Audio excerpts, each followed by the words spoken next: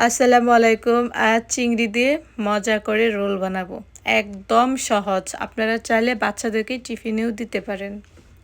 তো চলুন দেখা যাক কিভাবে রোল বানাতে হয়। সবচেয়ে ইম্পর্ট্যান্ট হচ্ছে কিভাবে রোল বানাবেন। তো বলে বোঝানো যাবে না। আপনারা একটু ভিডিওটা খেয়াল করেন, তাহলেই আপনারা খুব সহজেই রোল বানিয়ে নিতে পারেন। তো আপনাদের সাথে কথা বলতে বলতে আমি অনেকগুলো রোল বানিয়ে রেখে দিয়েছি। কিছু ফ্রোজেন করব আর কিছু খাবো। তো দেখতেই পাচ্ছেন আমি কতগুলো রোল বানিয়েছি। এখন আমি এই শিম্প রোলগুলো ফ্রাই করে নিব। প্রথমে আমি ফ্রাই প্যানে একটু অয়েল নেব। বেশি ডুবো তেলে ভাজবে না, আপনি চাইলে অল্প তেলেও ফ্রাই করতে পারেন। আর দেখুন কালারটা কত নাইস এসেছে। ওকে, আল্লাহ হাফেজ।